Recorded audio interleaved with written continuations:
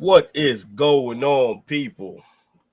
All of my Stwf family, welcome to the show, man. It's the Tap Out. We're here to bring you this week's news on all things UFC, MMA, really. Maybe some boxing. I don't know about today. I don't know if we got some boxing in us today, but we're going to get to a bunch of things. And I say we, so I don't mean just me. I got a nice little team here, and I'm ready to bring them in. I'll start with Mr. In the Dark himself, the villain, my man Jake. What's going on, bro? Hey, not too much. Excited for the show. Everyone tunes in here just to see how bad I butcher names. It's a thing, and as long as you lean into it, it's gonna be one of the better parts of our show, honestly. It is. It's definitely hilarious. We enjoy, and to be fair, we all partake in the butchering of names. It is. Normally, I'm like, because you know how John Anik's the guy who always says every name correctly. I'm like, yeah. All right, Mike, you're the John Anik of the show, and he goes, I don't know what the hell you're talking about. I don't know their names. And you know what's funny about us butchering the names? You know what? It's like when you watch a fantasy show or just any kind of analysis beforehand, and then you watch for the things once the show comes on. So whenever UFC starts, once we've already butchered a name, I wait to hear Joe Rogan or one of them to see how they pronounce the name, to see if we're doing it right or wrong. Yeah. Just give you something to look forward to. But again, I say we, and it ain't just me, it ain't just you, it's we three. So I'm gonna bring in my man Wu-Tang Tran. Hola, amigos. Not the first thing you expect to hear out of Wu-Tang Tran. Going international today. That's great, man. So we here, man. How y'all been? Good. How are you, brother? I'm good, man. I'm good. How are you? I'm just sad I can't see like Jake's beautiful face today. I know. I don't know what to get mad at now. I just got to get mad at this black circle. Right. Yeah. No. The podcast area, the station's occupado right now, so I can't really use it. But I will be back for the next show in the correct space. But sounds good.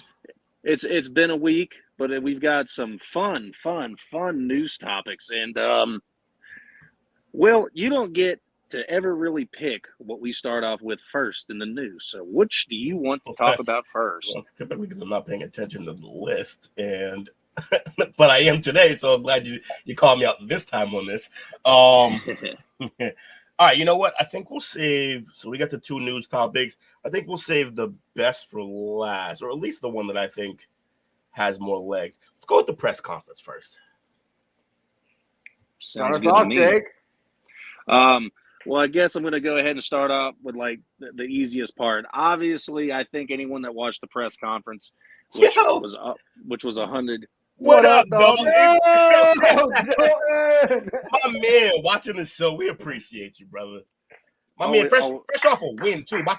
And getting back on, I saw another post getting after it real quick right behind it. I love it, man. That guy's a fighter. Yeah, quick turnaround. Gotta love it. You gotta stay active. That's how you get your shots. And Dalton is 100% a professional, and he knows how to keep his name nice and relevant. He said 3-round domination. I love it.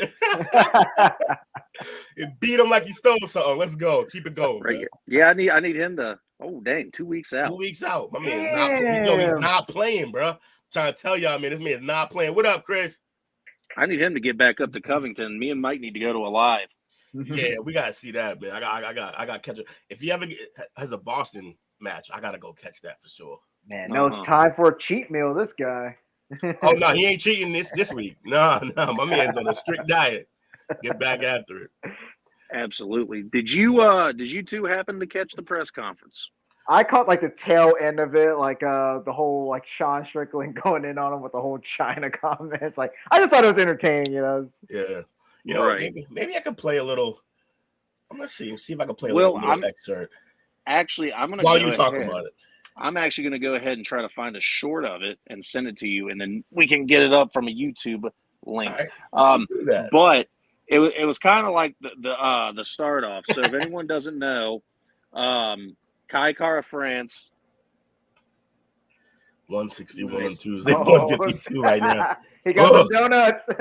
he's working his way down to that 135 real quick. My man's in the hot box sweating it out. Oh man. So Manel Kopp, he is not very happy with Kai Kara France. Kai Kara France was supposed to take the take this fight, and they've had this plan for months now, because this was a Australia trip. I believe this fight card's taking place in Sydney. For anyone that didn't get to see the press conference or the weigh-in, it's because they're on a completely different time zone. If you didn't know, it's already Saturday in Australia. They're about 13 hours in front of us, so it's like almost 9 o'clock Saturday in the morning. Time travelers. I deal with it all the time with my boy Nate. Hey, it's tough, but once you finally figure it out, it ain't that bad. But unless he wants to play Fortnite at 1 p.m. his time, then it's a fucking nightmare. But oh, for sure. So Kai Kara France pulled out 3 weeks before, and Dana White had to find a replacement for him, and he got. Let me grab the man's name real quick, and normally I'm better prepared. Felipe Dos Santos, who was supposed to be fighting in the Contender Series, but Dana White pulled him and said, hey, we got a fight for you. Matter of fact, we had a fighter back out. You're going to be on this card. It's a main card, which is insane. If you're just a guy in the Contender Series trying to fight for a contract, and Dana White calls you and says, hey, you're going to just go ahead and pop up in the main card, you're going to take that and think it's insane. But Will has the link for this YouTube video. Indeed, he does, and here we go. To come here, stage. Yeah, stand up, motherfucker. Stand the fuck up. Stand the fuck up, motherfucker. What you want? What you want? What you want to? What you want? All right, yeah. Shut the fuck mouth. Sit down. Yo, things is speaker. Sit the fuck down. Sit the fuck down. Sit the fuck down, yo. Up, you little crack ass. Sit down, bro. Tight ass car was giving you a brain. Sit the fuck down. Sit the fuck down. What the fuck? Bitch ass what? Sit the fuck down, yo. Look at this little midget trying to fuck with me. I will fucking bury you. What the fuck you are? What the fuck you are? Shut your mouth. Hey, I'm here. Relax. Hey, calm the fuck down. That's not the fight, dude. Leave the little man alone. That was legit the most fun you got from the press conference, because nothing else really panned out from there except the one other thing that Manel Kopp said, and you guys can go ahead and put in your 2 cents on it. Obviously, was he said he pretty much called out Eugene Barrymore, because Eugene said, if you want to fight, it doesn't matter if you're injured, you're going to come and fight, pretty much taking shots at Dricus du Plessis for not taking the title fight against Adesanya. He says, your coach says you should fight injured. Well, let's go. What's your excuse? 3 weeks out, you should be fine. Let's fight. But yet you still backed out. I'm like, ooh, he just made Eugene Barrymore look dumb. Yeah, not the best look, I guess. He definitely made him look hypocritical. Maybe not dumb, but it was like, you say fighters should go ahead and fight injured, or if you're not, whatever, pop in and go ahead and take your fight. And he was like, your coach says fight injured. Here you are. You're sitting down there. You got the balls to show up to the press conference and sit down there, and then he gets a water bottle chucked at him. He almost hit him, too. Yeah, all that rah stuff, man. Show me in the ring. That's all I care about. Yeah. I mean, you gotta understand, this is like a salvage card, man. They gotta sell it anyway. Yeah, a lot got canceled here. Plus, Du Plessis was supposed to fight, right? So, and they did such a great job of advertising that fight after Du Plessis' last fight with that with the most staged and awkward face-off after a fight I've ever seen. Close second is when Sugar Sean hopped in recently with the red jacket, which got stolen, by the way. I think he got it back though. But yeah. So I don't know. Yeah, this card it's not doing great. But who better to put in there than Sean Strickland? Yeah, he's gonna get it going. Like Jake said behind the scenes backstage, is he not engaging enough, or as much as he typically would? Let's got another little vid for you. That video I sent you was, you want to see it in the ring. This is the kind of stuff Mullarkey can put in the ring. It was insane. Seeing this live was wild. Absolutely. I don't think he's a bum. I just think. Show me. I want to see it again. Yeah. Let's keep it going. How did I forget how to produce right quick? Okay, there we go. Mike, if you missed this, it's awesome. Switching stance a lot. Night. And that will do it. Ladies and gentlemen, Let's run that He back did the a little bit. Ronaldo. powerful. Set that up beautifully. Give me a Circled him replay. right good. He pulled it Yeah, back. I need to see that again. The left hand was landing. Because and it then the came out jump. of nowhere. As we see the back and forth. Look at the circling to the weak side. Switch stance. And then he switches stance. Jump knee. Ooh, Beautiful yeah. setup. And that's what happens when you're switching stance, pulling side to side, moving, feinting. Things get hidden. And this came out of left field. And Kopp landed it on the button. I mean, that kneecap for dinner, that's crucial. Man, what's up with flying knees lately, man? For Derek Lewis and Jorge before him. And Derek Lewis is the greatest flying knee ever. That is a fully blown 265-pound man. That I was don't care what. It's unbelievable. It was the craziest knee ever, too, because if you saw where it hit, it literally went right in that man's nose. Yeah, button, right on the button. And then he fell backwards, and he didn't know what to do. It might not have even done as much damage as we thought it did, but it shocked him so much that it flew him back. And Derek Lewis, whenever you let him go freight train style on you, it's done. Can't let that man get loose with any kind of hands. No, not at all. Oh, by the way, Will, I'm going to do my best not to blow your eardrum out today. Oh, I thought it was coming. I'm like, fuck you. No. But All no, right, the that press conference, other than that, was pretty boring. I think the one thing that Sean Strickland did say that was kind of it hit everything Sean Strickland said. Izzy didn't have a response to, but Izzy was also being quiet because Izzy's one that does the banter, like Will was talking about. And he absolutely brought zero banter and said, you can't fight with a fool or whatever. And I'm like, well, what did you have to say? And I really wanted him to say something back when Sean Strickland looked at him and said, you pretty much race baited this man in the octagon. What was he supposed to do or say? I'm like, he's got a point. Sean Strickland, for once, had many points in this thing, and Izzy wasn't responding. Izzy didn't really race bait him. That's why. The original race bait was Duplessis, if you don't remember how it happened. No, I remember. He said that came out and said he is the only real African fighter. Like actually. But what's wrong with that statement? He's from South Africa. He's from South Africa. He knows what he's doing. He trains in South Africa. Listen, everyone understands that, but let's not play the game where we pretend like we don't know the elephant in the room. Like obviously, from that standpoint, he's correct. But also, you're telling that to a black man whose lineage clearly goes back to Africa. Like that's completely fine. But I think what Sean was hitting on, that was the race bait, was the fact of what word he was using. Yeah. But like, to be fair, he wasn't race baiting him. He said you can say it too. He was like, you're from there, you're black. He was being funny with him. He was messing with him. But I thought that was just awkward at most. It was like I said, the biggest highlight did come from Cape doing the shit with Cara France, and then Izzy standing up, and then Manel Cape at the end said, he looked over at me, he was like, sit your ass down with your stupid cartoon porn addiction. It was the wildest like back and forth I've ever seen. And I'm like, I don't even really know who this guy is. And then you're not allowed to use the word anymore. And Izzy used the word for little people because it's a highly offensive now and you can get canceled for it. And he called him it. I was like, canceled. I'm like, this stuff is so that it was the most wildest part was just the beginning, but it was definitely interesting. I wish Izzy would have talked, but I think Izzy's in the mode of like, I'm ready to go. And there was Sean Strickland was hitting on other stuff too. He was talking about something about Izzy exploiting his girlfriend or something that was up with his ex-girlfriend that he had. The jerking off his dog, something else, and posting it. Like he just said that Sean Strickland says, I'm trying to bring respect back to the middleweight division and have a respectable champion up here. And I'm like, and then Izzy hit him with one thing and called him a neo-Nazi. I'm like, bro, look, what Izzy does, a lot of that stuff was behind closed doors, but he put it out. But I don't think he is far from disrespecting that division. To me, he's like the UFC equivalent of Jamal Williams in the NFL.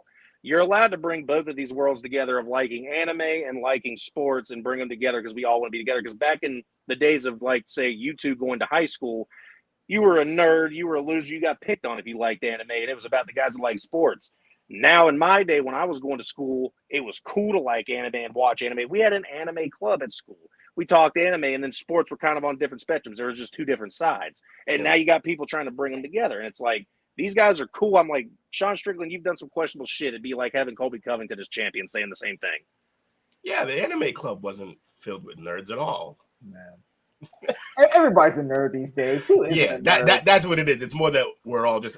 It's because cultures are assimilating. They're just Yes. we're merging. We're all merging. So and that's something fun.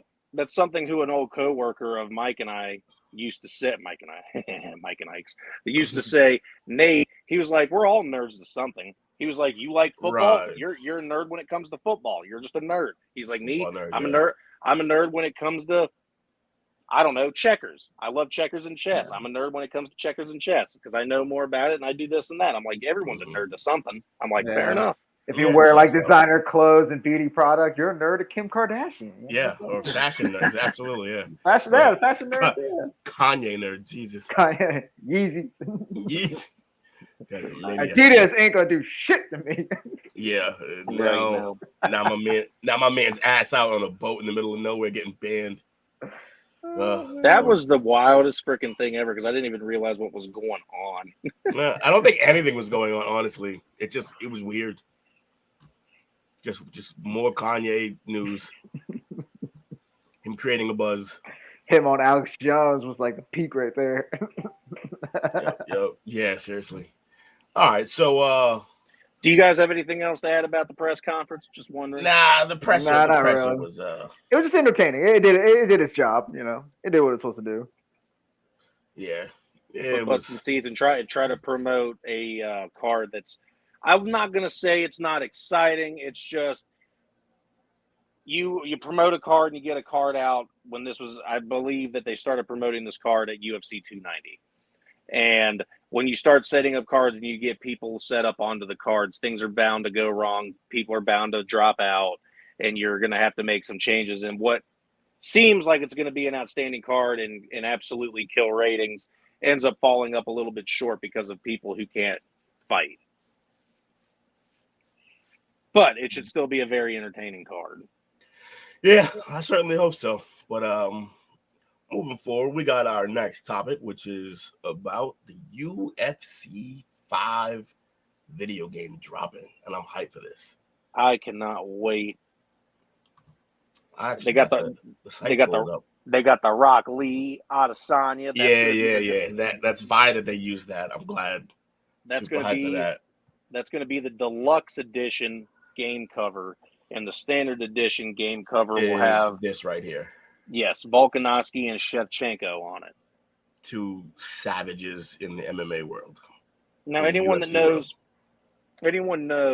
me and Will. Me and him both like to occasionally game. Yeah. And go up against each other at times. And this is definitely going to be a game that we are going to be popping online and playing a few times. We might even try to get a few live streams going for you. That would be fascinating. But I pulled a lot of the information and stuff for you people from Twitter. People. The fans at home. I don't know how else to say it. I apologize. What do you mean, you people? I was waiting for that. What do you mean?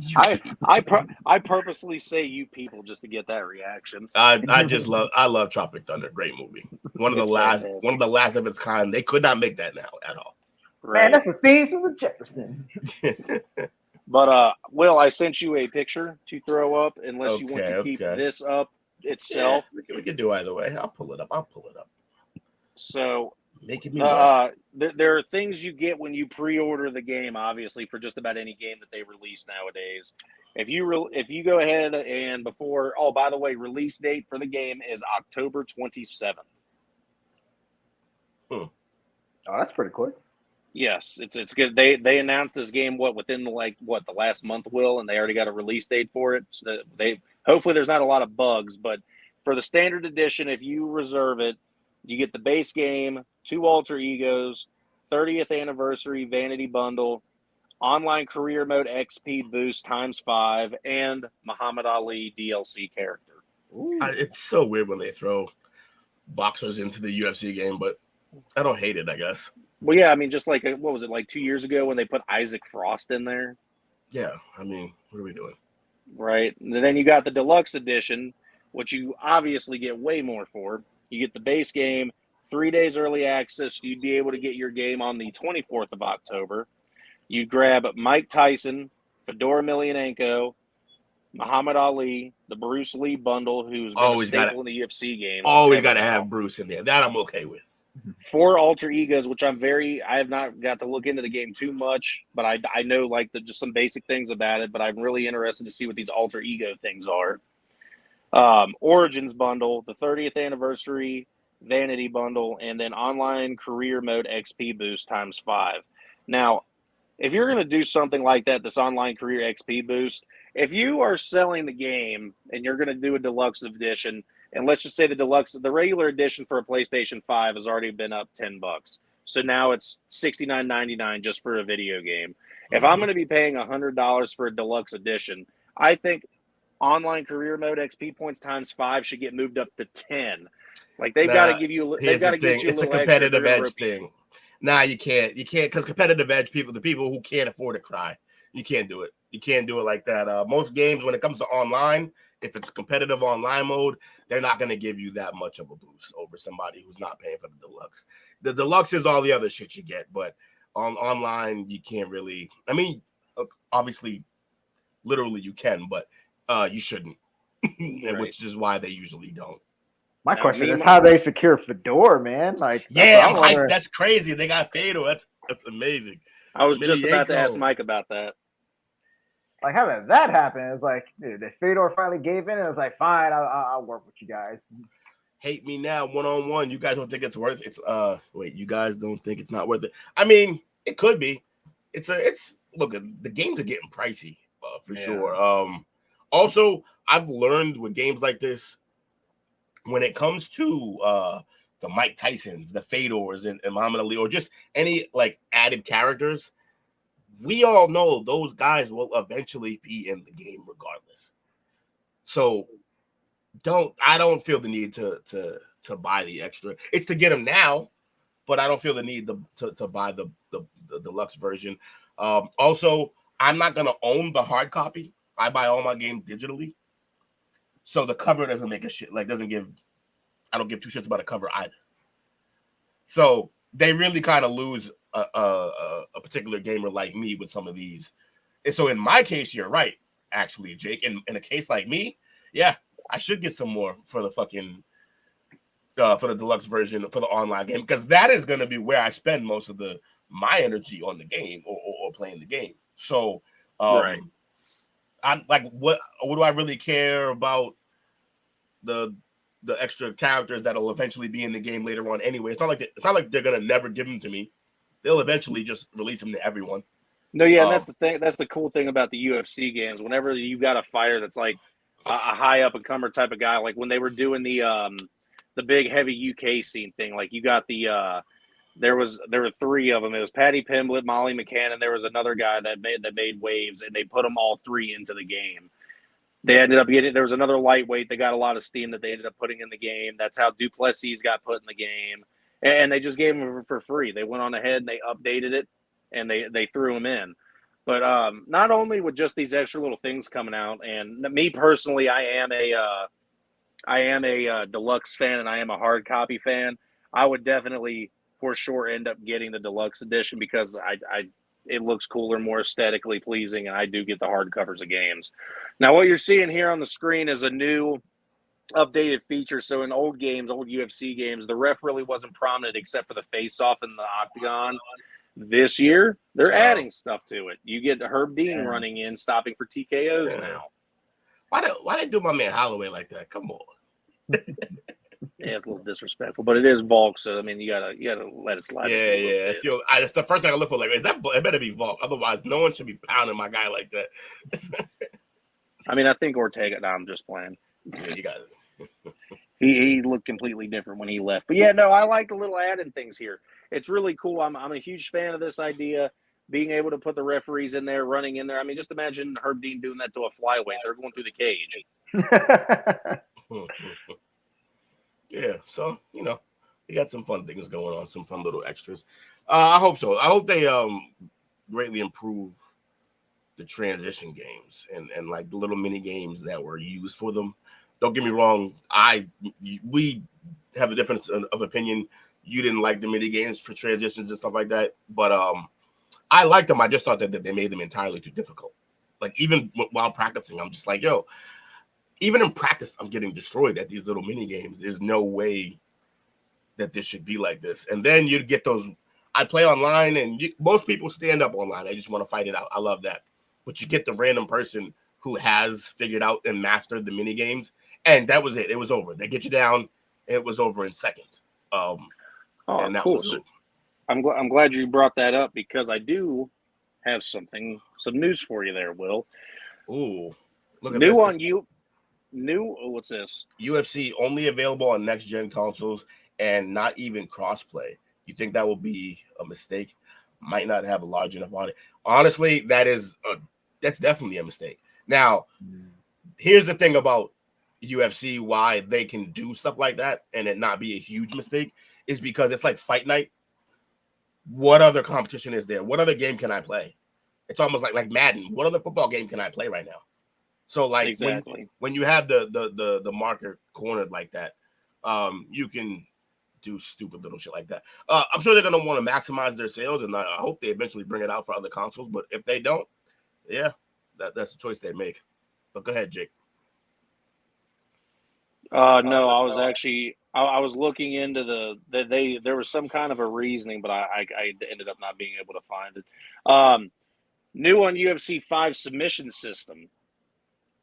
You now have to beat your opponent by spotting their counters to what you're doing and reacting accordingly. Technique flows into technique, one flick of the stick at a time until one side is unable to counter. To be honest, reading that confused the fuck out of me. Yeah, it sounds good. I got to see it play it out. Video game people are visual learners.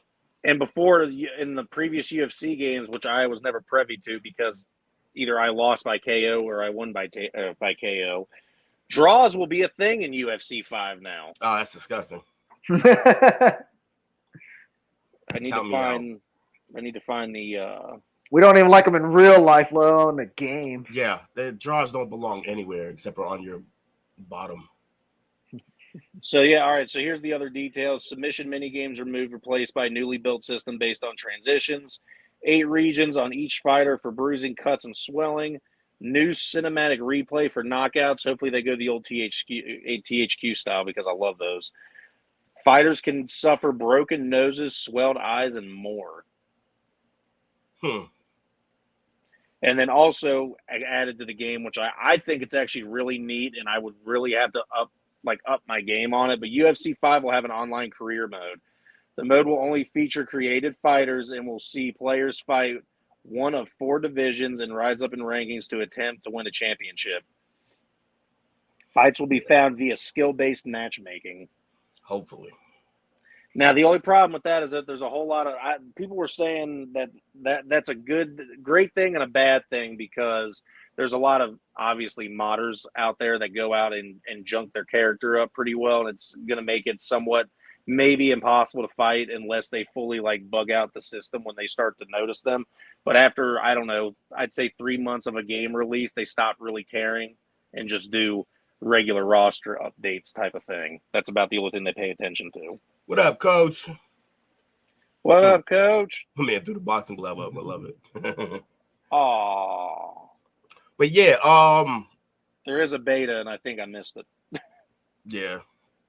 All I'll say about the online is that typically, if they're smart, they'll cap stats, so you can only go so high. That's what 2K does now. You can only make your guy so good. Mm-hmm. I mean, you can get to a 99 overall, but you'll only be allowed to go so high on certain stats. So yeah, maybe if they cap it right, maybe there'll be guys out there who could just knock you clear out. But you'll be able to do that too. So right, I wonder if they're going to go off of an overall stat, like how they do at Madden with the 1s through 99, or if they're going to continue to do their star system like they did last year. Because you remember their star system, there was 4. There was stamina, technician, power, and health, and you got based off of 5 stars. They still had overall ratings too, but yeah, the star system was more prevalent.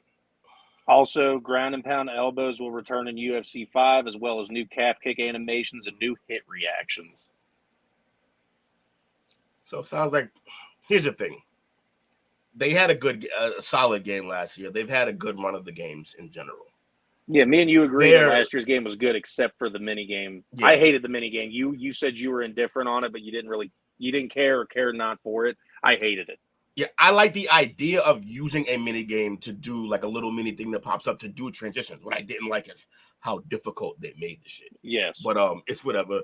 Hopefully they improve. I just think that I really hope they're not into this coast mode where they're happy with the product now and they're just gonna coast and make little tweaks here and there. Because then you end up like Madden, and nobody wants that as a gamer. They want that for the money. Yeah. There's also the career mode, I think, is definitely going to be what they've strongly went on, because there's a whole bunch of stuff coming in career mode, and there is also an offline career mode. You won't have to do it completely online, obviously. Yeah. We've added all new introductions, which brings Coach Davis to guide players through their UFC careers. Career mode will feature cutscenes from Valentina Shevchenko, who will welcome you to the UFC Performance Institute. Plus, we've added social media. Users will receive requests from fans asking them to complete tasks during fights. Complete those, and you'll get more hype and fans for upcoming fights. There's also new sponsorships in career mode. There's Prime Hydration, Toyo Tires, ESPN Plus, Venom. They're all new sponsors who will sign on with you, and it'll give more opportunities to do things. But the more time you spend on social media, the less you're doing training. Prime's a scam. The grape flavor ain't that bad.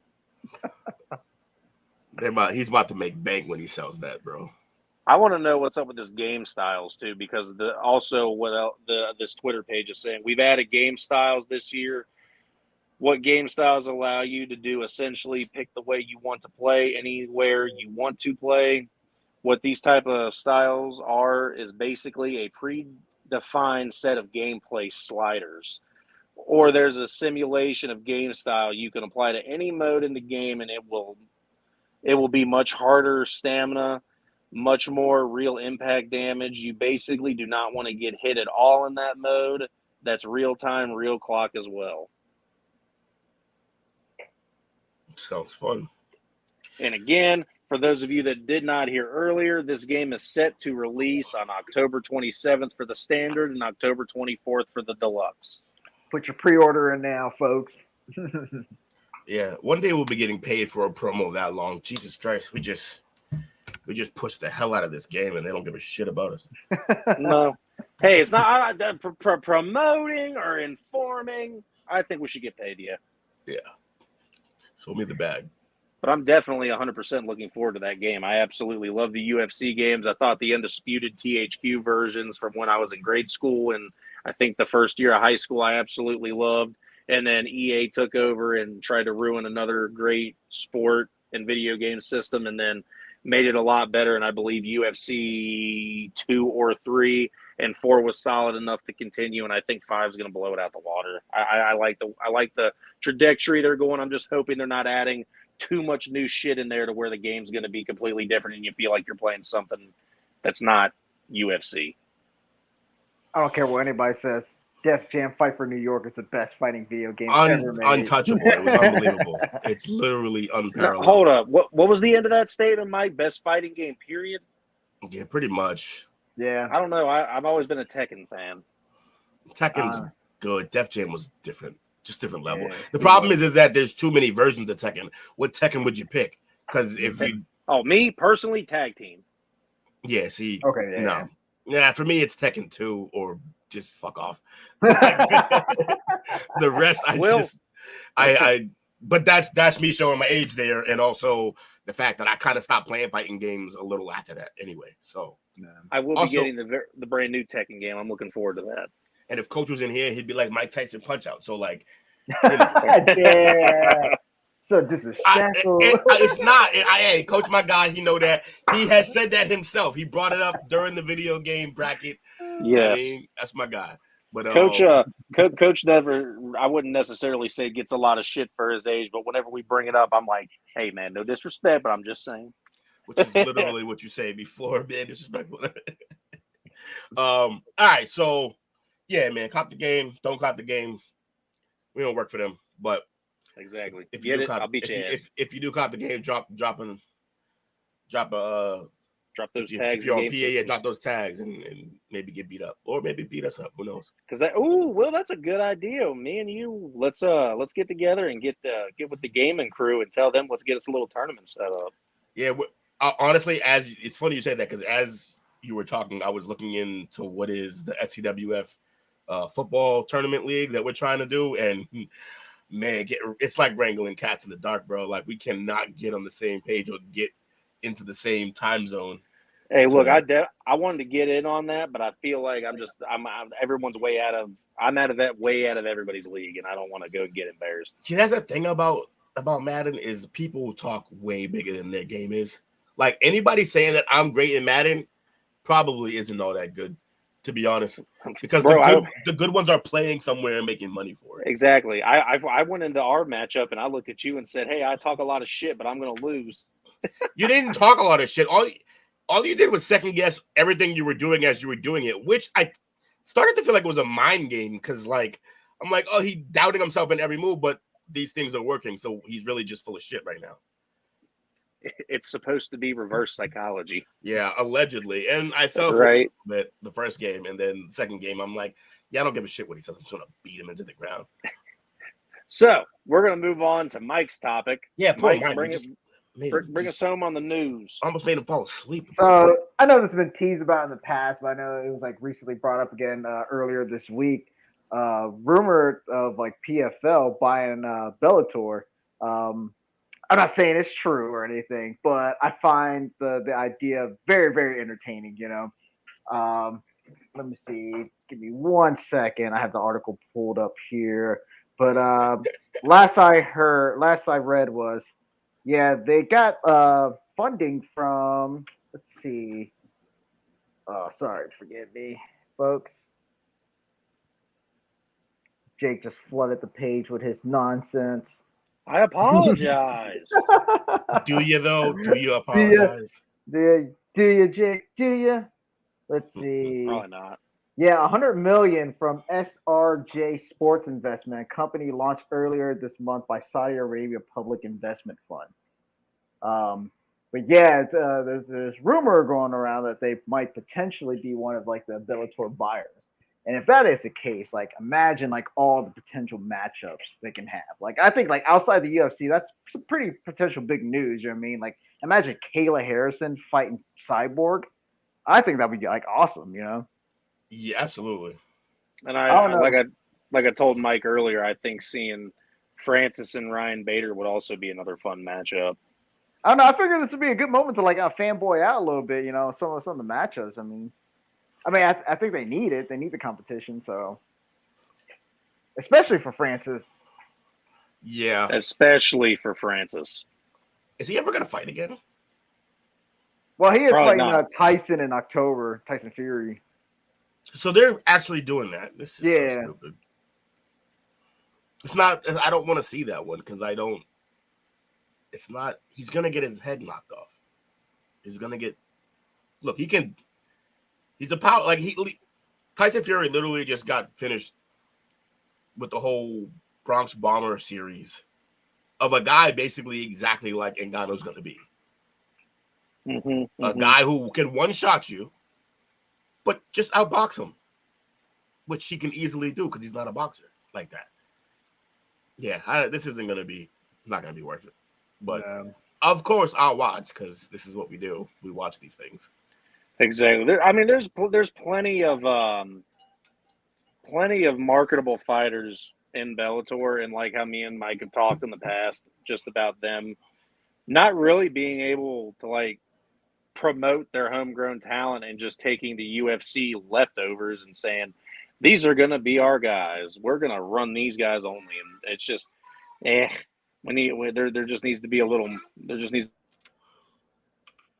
I just feel like Scott Coker is like one of those people that just like can't let go of the past. He's like trying to recreate these like old Pride glory days. I don't know. Like I'm just tired of like these like legacy fights. Like I'm tired of seeing like Fedor and Chael and Valet, Rampage, all these like old dudes who have no business fighting anymore. You know, if anything, he's doing more harm than good to them. Yeah. What do you think would fix it or change them around? Like, what would you think would be able to help them? I brought up their list. I just want to see their men's pound for pound rankings. Yeah. Oh, they got a Nurmagomedov? They have a Nurmagomedov. A, not the, but A. Hey. Yeah, no, Usman, AJ McKee, Ryan Bader are all guys that are home. Well, not Ryan Bader, but AJ McKee. There, where's Patricio? There he is. Patricio Pitbull and Usman. Those guys are all homegrown talents from Bellator. That, except for Patricio, maybe a little bit, don't get nearly as much recognition about being the faces of Bellator. And everybody else we are aware of, they get snatched up by the UFC, you know, Chandler, Alvarez. What up, Bree? What up, Bree? Yeah, we all love Chael. He's because personally, I think AJ McKee is another guy who's young enough and talented enough to be able to go and have fun in the featherweight division of the UFC. Seeing him and Max Holloway would be a treat. Yeah. Isn't Kimbo's son is in Bellator as well?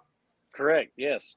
I feel like they'd never do it, but I feel like just like a top 10 versus top 10 cross up, mix up. But like, there's no incentive for the UFC to do it. There's none. No, actually, a matter of fact, because I pulled it up, Dana White was also commented on this. Someone at one of the Contenders series had asked him a question if UFC wanted to swoop in and steal Bellator out from under PFL, and Dana White's response was, "Why on God's green fucking earth would anyone buy Bellator?" He's like, "So what? We were just talking about with business and making the right moves and making right decision. There's been a lot of bad ones. Bellator would be the fucking biggest." As far as the $500 million price PFL is reportedly considering to buy Bellator, White could only smile when reacting to that number. Bellator's $500 million, awesome. Sounds like a steal. White said, "Sounds like a fucking steal. Buy that thing quick before who else does. Come on, you guys. It's fucking silly." Well, honestly, in terms of like in that world, 500 mil seems pretty fucking low. It really is. Yeah. But I mean, when your promotion isn't doing all that great, I mean, in all technicalities, what really are they buying for that $500 million? You're getting the promotion's name, and you're pretty much buying up all these other guys' contracts. I would assume that's what it is. Yeah.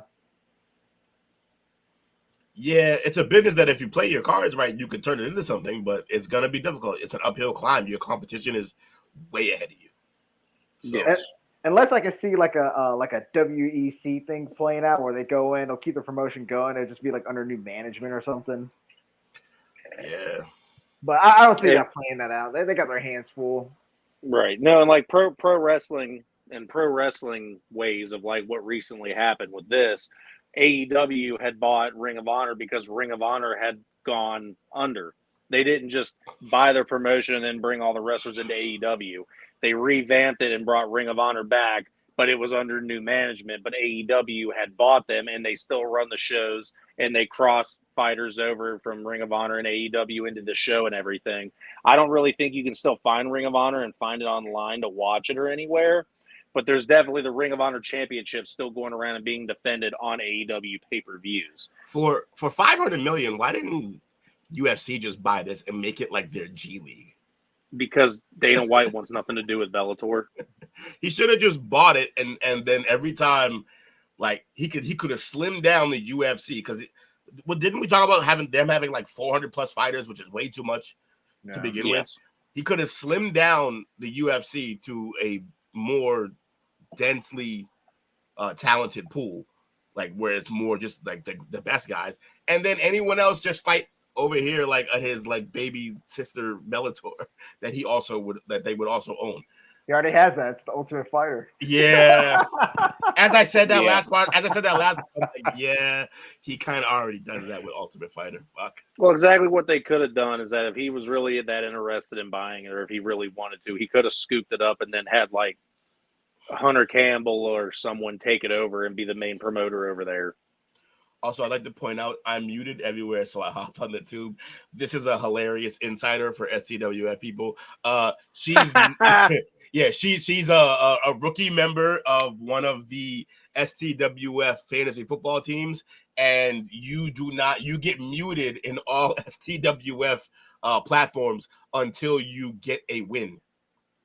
So you're not allowed to talk or anything. And when I first joined, I'm like, that seems like a bad idea. People might just leave your fucking chat room. But no, this actually works out. You want to talk shit, you want to be able to chop it up, and you can't until you get a win. So good luck, Bree. I hope you get a win this week and shut everybody else up. It took me 3 weeks, I think, to get my first win. And then even then, they took by Tuesday, we knew that I won the match, and they didn't.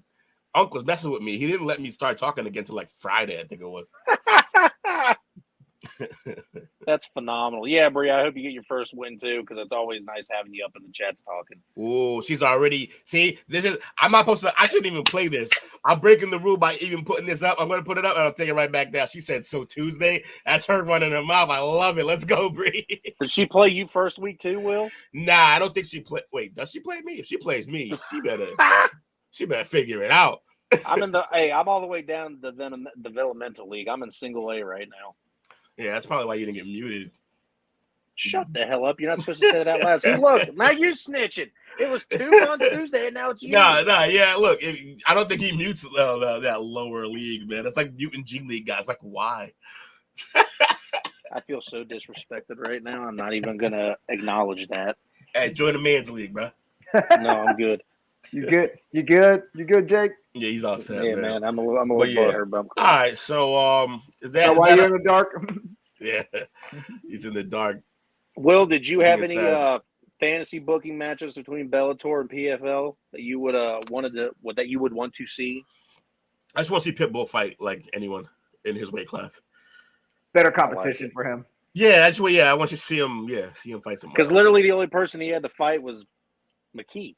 Yeah, that was it. And then I thought it was wild because did y'all see that Pitbull actually? I think he went all the way down to bantamweight to try to win that title, and he didn't win. But he was going to become the first ever 3-division champion. Facebook user who said, hi, I do not know who this is. Hello. But hello, and welcome to the show. And you will have to wait exactly 20 seconds because we are going on break. It might be more than 20. It might be 40 seconds. It might be 40 seconds. In fact, it is. We'll be right back. Jays? What's up, guys? It's Mike Larimore here. Just wanted to give a quick shout out to STWF Media for all of the love and the positivity they've been sending my way recently. We partnered up, you know what I'm saying? I just like the energy the guys bring over there. So any sports talk, you want to talk football, you want to talk baseball, they might even talk bowling if you're interested. Boxing, whatever your thing is, man. Go check them out. There's a lot of great coverage over there. Again, it's nothing but positive energy from these guys. Go check them out. Peace.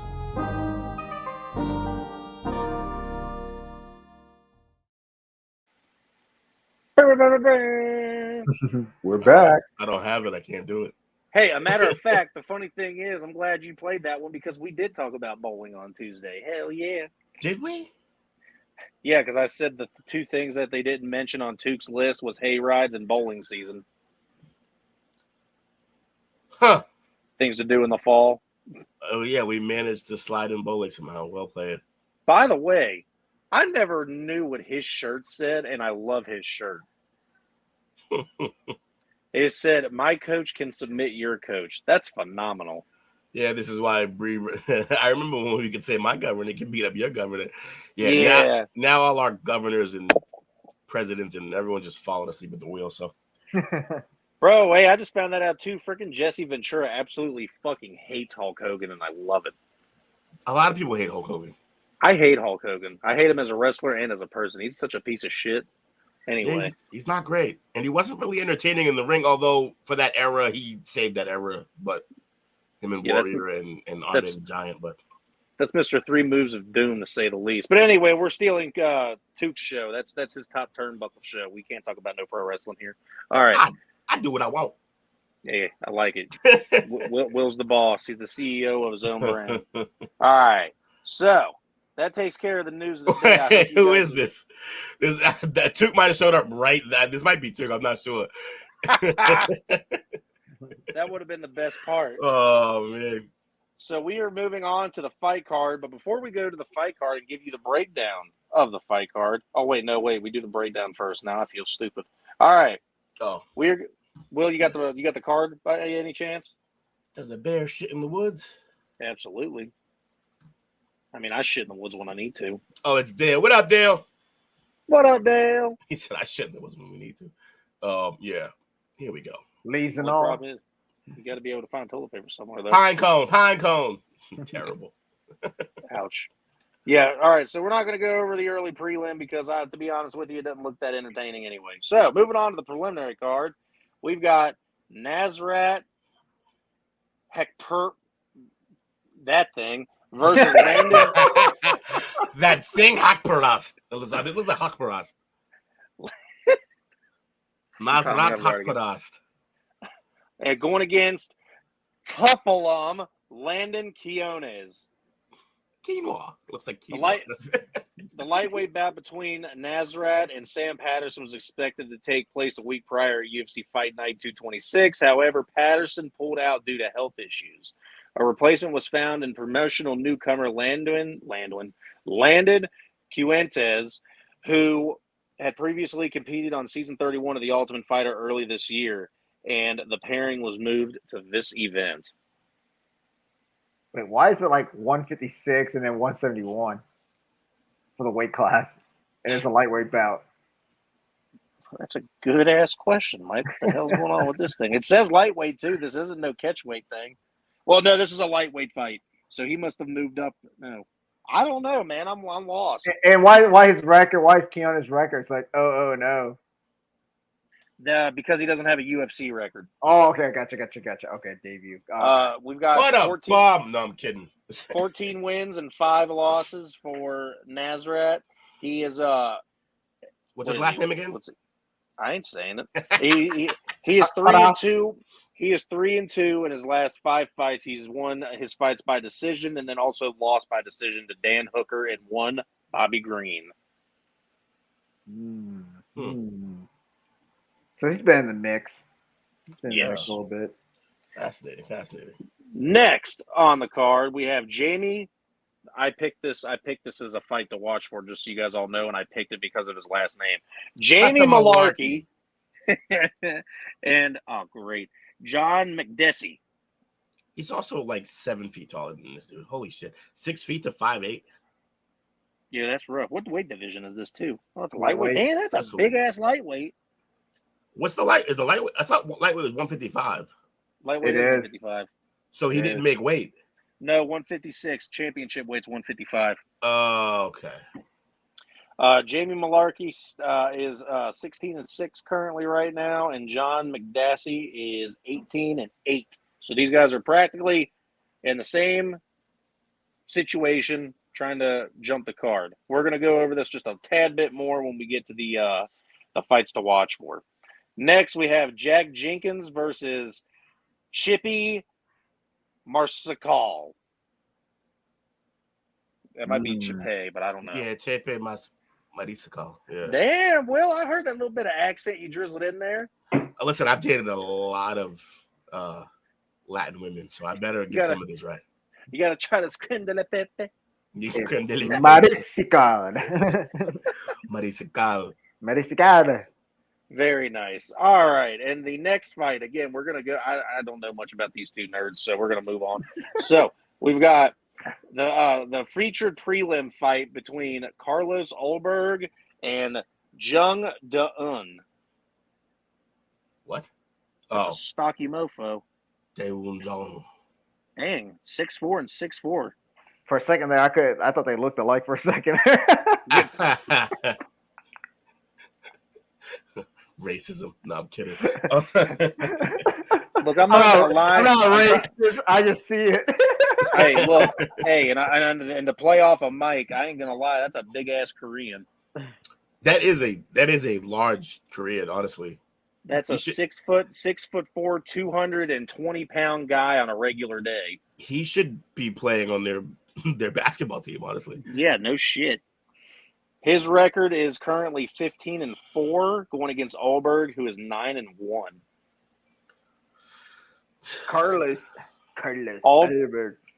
Ulberg is currently a guy that I'm super high on, but we will also go over that more because he is the other fight to watch for. We have Tyson Pedro versus Anton Turkle something. Turkle? Yeah, that one. Hey, at least I said Pedro, right? Turkle. This is also another light heavyweight fight. They definitely put Tyson Pedro on this because, according to his Wikipedia, he is from Sydney, Australia. So this is a home team thing. He is also part of the same. He's the same team as Israel involved at City Kickboxing. So they definitely got their Australian presence known. And he's coming off of. Go ahead. Sorry. They both lost their last fight, which is fascinating. Yes, this is another fighter who's 2-3 in his last 5 fights, but those 2 wins that he got are by two KOs against some unknown fellas. But then he lost his last fight by decision. I don't know. Wikipedia doesn't have anything on Anton, so I don't really exactly know what his looks or abouts are. But we will. It looks like there's no favorite either. They're both -110, so it's a pick 'em. Yeah.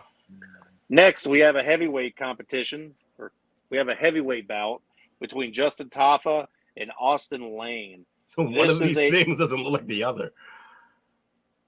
That's a lot of tattoos. It's another height advantage. That's crazy too. For anyone that doesn't know, Austin Lane is a former NFL player. These guys recently fought against each other at a UFC event. Which one was it? UFC on ABC, Emmett versus Taporia. And 29 seconds into the first round, I forgot which one. I think it was Tafa had an accidental eye poke, and they called the fight off, and it was a no contest. It's not the way neither of these fighters wanted the fight to go, and they are running it back. And allegedly. They said that they are going to try to give them the fight that everyone thought they were going to get a year ago. I think this was a year ago when they fought. Let's see. They fought on, yes. Well, hold on. No, I lied. This is not a year ago. They fought or tried to fight on June 24th, 2023. Okay. That's pretty recent. Fairly recent. So they're getting the rematch. They're gonna give you the fight that we all wanted to see, allegedly. But it's going to be fun. I don't believe Justin Tafa is the one that doesn't have very many fights. Yes, he has 6 wins and 3 losses. Austin Lane's record actually isn't that bad for being a former NFL player. He is 12-3 with 1 no contest. Trying to make waves and name for himself. If he takes this fight, he might actually get a chance at moving into the top 15 ranks if he takes Tafa out.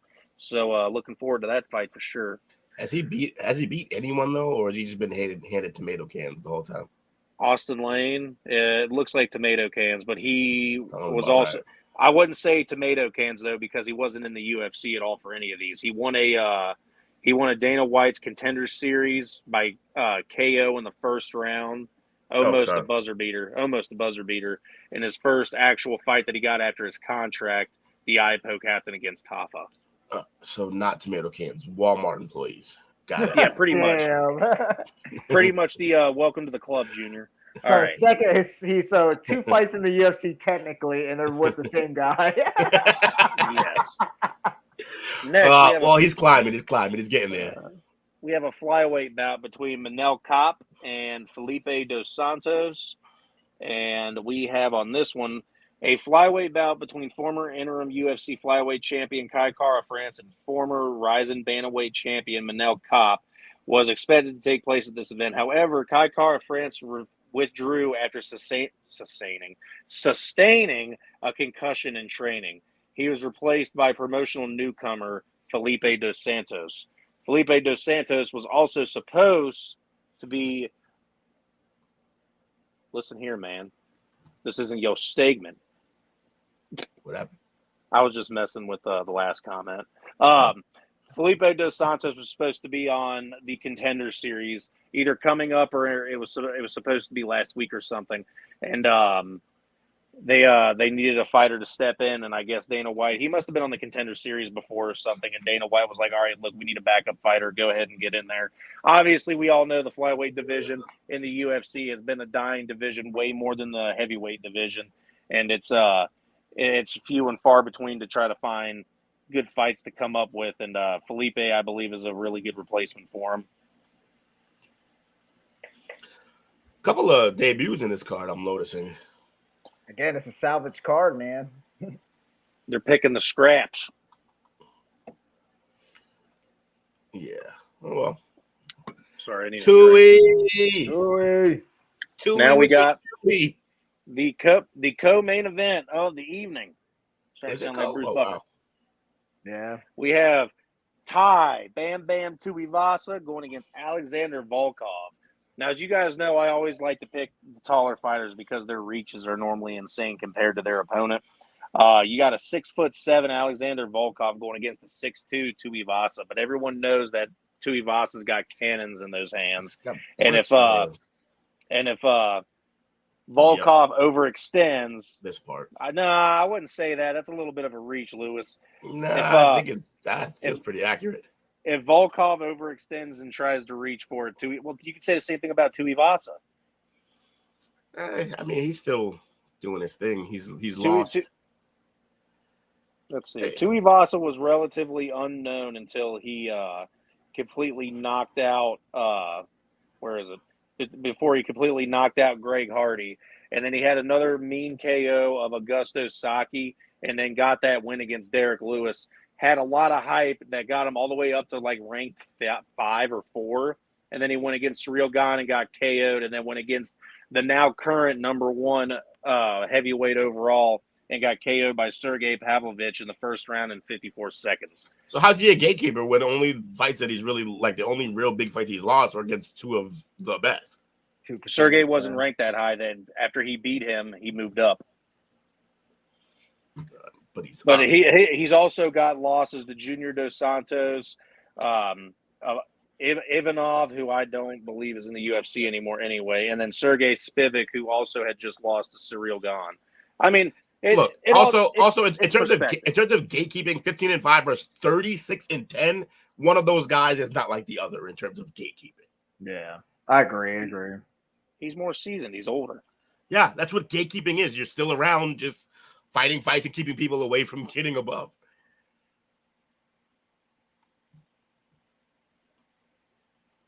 You didn't quiet me. I'm just looking at his last few fights. Allegedly. Volkov is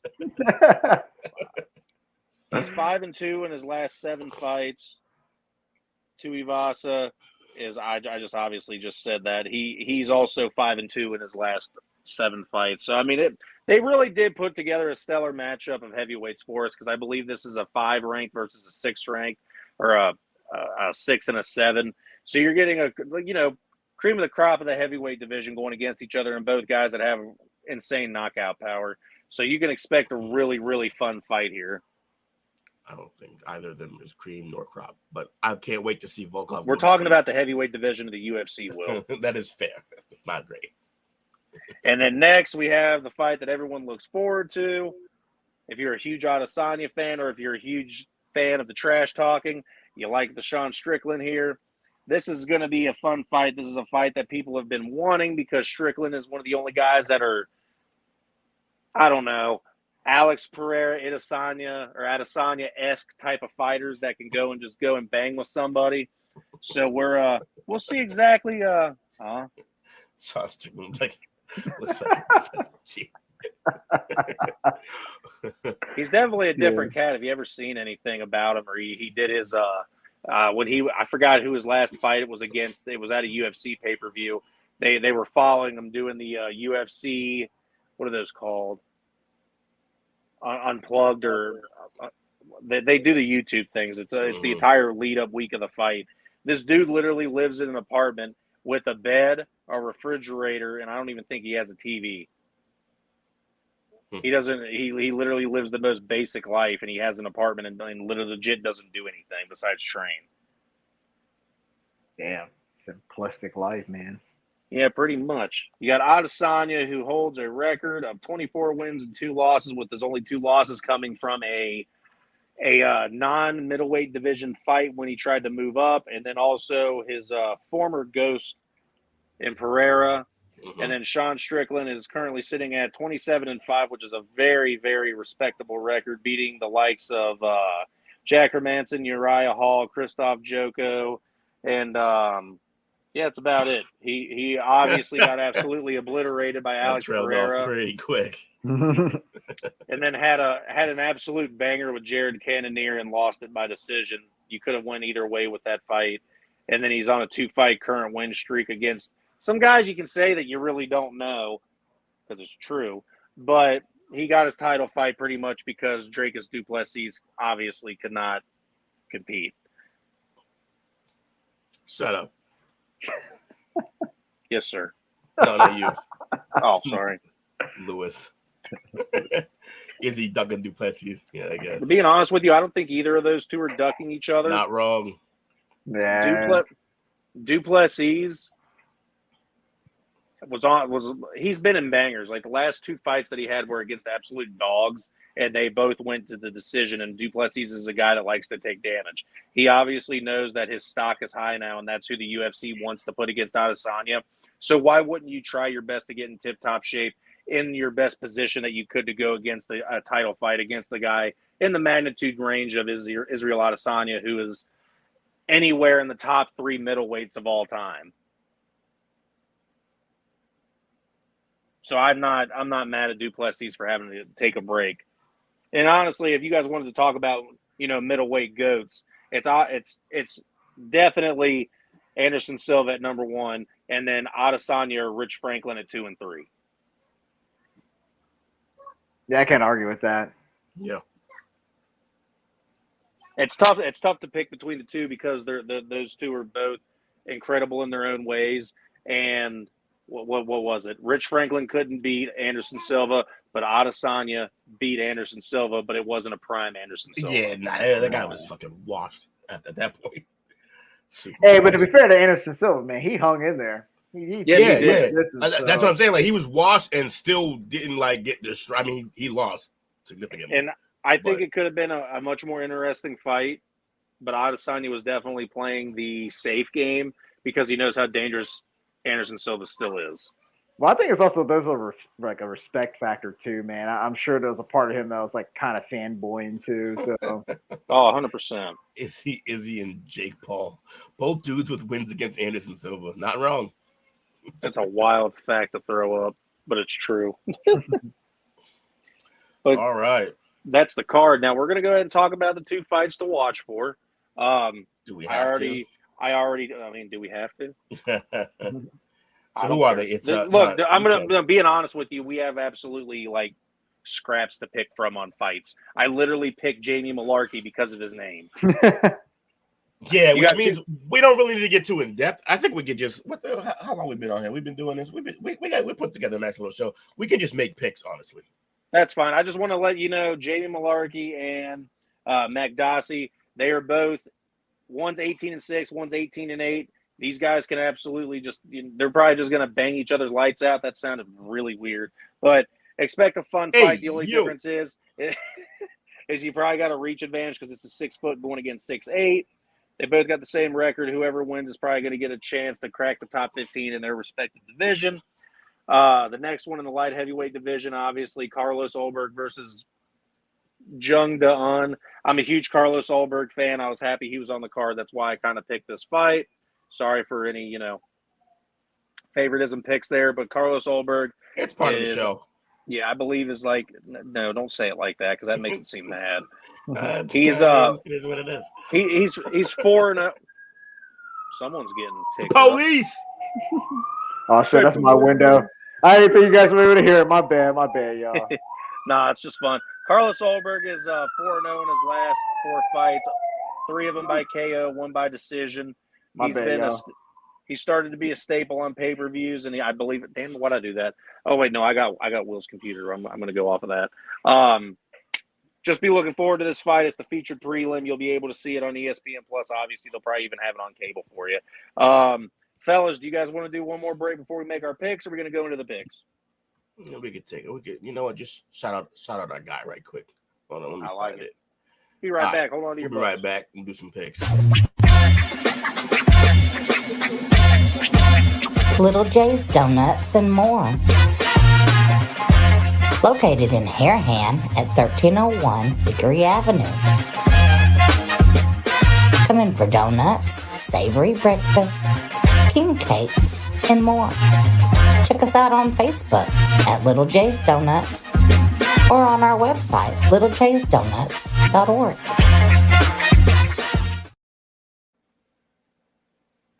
Bro, I want that M&M donut so bad.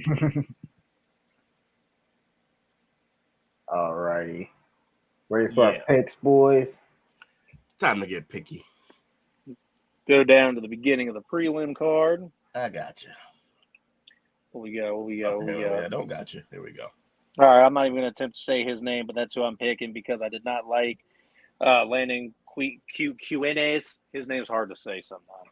Quinones, bro. Quinones. I did not like. Hey, I said it right the first time and then fucked it up the other 2 times. Yeah. I did not like the showing that he had in the Ultimate Fighter. I think he's just a little too inexperienced. The guy's like he's not 25 yet. I believe he's like 23 years old. So I don't think he has enough experience. I think he's going to get absolutely dominated in this fight. I'm going to go with the young blood, Quinones. I think I'm going to have to go with Paras. I'm going to go with experience, man. He's been in there in the mix, you know. So. Hey, you know what I just realized? Mike, you didn't own up on your bet.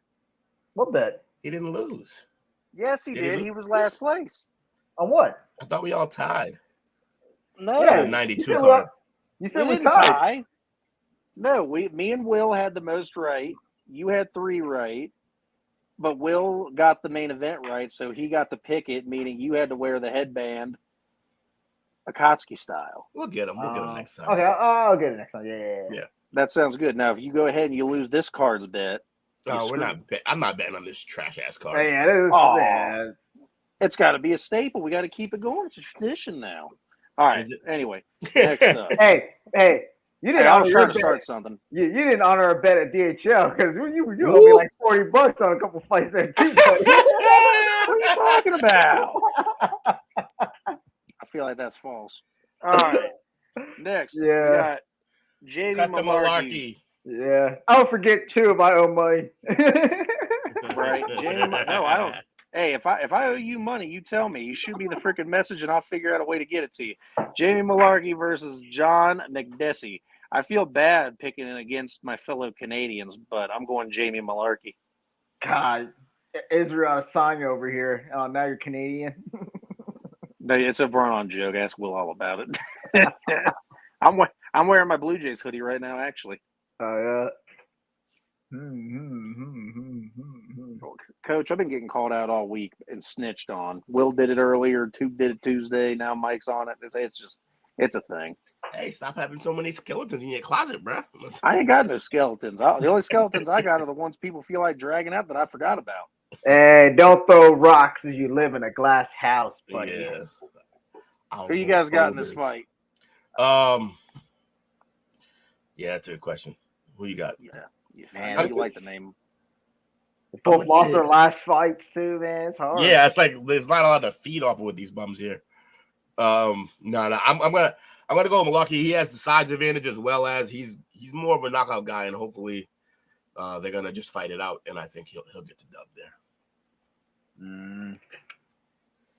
Yeah, I think I'm gonna have to go with Mullarkey as well. I think Lewis is right. This is a trash card. He's been right. Yeah, it's Jung. Right. I'm definitely not buying it. I'm gonna be hot wiring something. Who'd you pick on this one though, Jake? I went with Mullarkey. All right. So far we've picked basically the. I picked. Yeah. You guys have the same pick so far. I have. Yeah, I went with the rat. Here we go. Bro, I don't know shit about this. We should just skip this one. All right. I guess we can do that. No, Will, if you say his name again, I'll pick him to win. Is it Chepe Mariscal? Yeah, that guy. I pick him. Mariscal, yeah.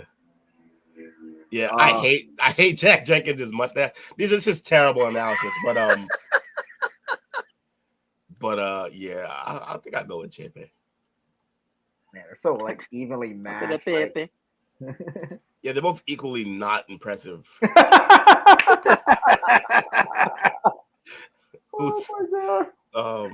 Man, they got these guys out of Walmart parking lot. It's like, hey, you need a job this Saturday. also, in case Dalton's still watching, I know every one of these guys would beat the piss out of me. I'm just talking from a standpoint of I don't have to get in that ring and viewing the guys that I do. That's where I'm coming from. Yeah, hey, we're go to the local Walmart. Hey, you guys want this job? No health benefits. Carlos Ulberg versus who'd you guys pick? So I picked Chepe. So yeah, I went with Don de Pepe. All right, I'll go with Mariscal as well. Okay, all right, so we're all same there. Ulberg versus Daewoo Jung. Man, y'all already know who I'm going with. You're Ulbergen? Yes, sir. I'm going with the largest Korean I've ever seen in my life. Bro, it's ridiculous. It is ridiculous. If he was going against anybody else, I'd pick him strictly because that's the biggest Korean I've ever seen in my life. I'm about to go with Ulberg, man. Only because like he won his last matchup. Yeah, that makes sense. I dig it. He'll be riding that momentum. Let's go South Korea. All right. Even though we're not betting, these are the ones that we're going to keep our scores on anyway. All right. Oh, this is tough because I really didn't know anything about this Swedish dude. Yeah, I'm going to go with Pedro. Same, I'm going to go with Pedro. I can't stand the fact that all Swedish dudes slick. I can't stand that all Swedish dudes slick their hair back like a bunch of fucking weirdos, so I'm going Pedro. You're just mad you don't have a luscious flow like that. Bro, I'm fucking bald right now. I don't need no hair. He's got you got beautiful hockey hair. You're mad. Race baiting. Jacob her race baiting. Race baiting. Good God. Who y'all got? So you got Anton, I got Pedro. Who you got, Mike? All right, I'm going no, I did not go with him. Don't do that to me. I went with Pedro. Okay. Pedro. We both got Pedro. Everybody got Pedro? All right, moving forward. So that fight doesn't matter since we all picked the same guy. I'm going with Tafa. Easy money here. Bro, Tafa looks like one of those old gym teachers you didn't want to have. I'm going with Austin Lane. He's gonna get his ass I'm going with Tafa, man, because Austin Lane, he has no other experience other than getting eye poked by the very same guy in the UFC. Plus, Austin Lane's nose already looks like it's been banged up. Jesus. He's a better Greg Hardy. Yeah. I don't know. That's too soon to say. Hardy was a beast for a little bit there. Then he got exposed. Then he started going against better competition. Yeah, which is what I think Tafa is. So, Copy. You know, I'm gonna mix it up. I'm gonna go with Santos. Ooh, I like it. The newcomer with no fights. It's Santos really submission. I'll even go even further because Brazilians can tap motherfuckers out. That sounds about right. What's the height difference here? It is 2 inches. Doesn't tell me the reach though. That's a problem. They don't have a reach for him. I know that's the problem. I don't know, man. This is tough because I like Cobb's highlights. I don't know much about Dos Santos. I think I'm just gonna go with the guy that's actually ranked. I'll go with Cobb. What's the odds down low, Will? Do they have anything for it? No, they do not have odds. I feel like they genuinely don't know enough about Dos Santos to have odds or anything here. Like they're like I think he's 5'7", 138, and I definitely know he's from Brazil. That's what we got. Hey, that's kind of scary in of itself too, though. If you think about it. It is. All right, let's see. Does DraftKings have anything for me? Okay, here we go. Yeah, Cobb's a minus 410. Dos Santos is a plus 320. Yeah, that's not good. And by the way, Justin Tafa is the favorite. Yeah, he should be. He's a better fighter. Carlos Ulberg was the favorite. Jack Jenkins was the favorite. Jamie Mullarkey's the favorite, and Nasrat is a favorite by 455. Well, we had all those numbers, except for we didn't have the Nasrat yet. My bad. Oh, wow. Volkov's the favorite in him and Tuivasa fight. Yeah, that's going to be a weird one. All right. This is gonna we're pretty different on this card guessing wise though, which is pretty neat. Have we been? Not really. I mean, well, I picked. Well, we all picked Pedro. We all picked Pedro. Then me and Mike picked Lane, Tafa. And then me and you went Cop, and then he went Dos Santos. So it's some difference. It's a little difference, yeah. So this is what I think. Now I'm going Tui, easy. Tui, I love Tui. He's like this generation's Mark Hunt. Tui with the shoey, yeah. So like I'm going Volkov. No, I'm not. I'm going Tui. Really? Surprised. Yeah, because I want to see a shoey in Australia. Tui with the shoey. All right, and then I'm going Izzy. Oh yeah, for sure, Izzy. Izzy TKO in the first or second round. But I will say Strickland will bring it to him though. Yeah, I got screwed not going with the upset, the last card, so I'm going with Strickland this time and hoping for a miracle. All right, well, and those are our picks to UFC 293, the card that they couldn't salvage no matter how much they tried. And they tried. Honestly, I can't hate them. I can't hate them. I think they did. They did do the best they could. Well, what can you do for Australia? This is all you can do. He said Izzy's gonna win, but hear me out. Strickland with his iCarly guard. That's hilarious. That's fucking hilarious. Yeah. All right. So it's been fun. It's been real. Maybe it's been real fun. I had fun. Yeah, I enjoyed this. This is always fun chopping it up. Someone go get the pumpkin. So long. Hold on. I got something for y'all right quick. Courtesy of Mr. Fwen here. He brought this to my attention. This should be hilarious, actually. And there we have it.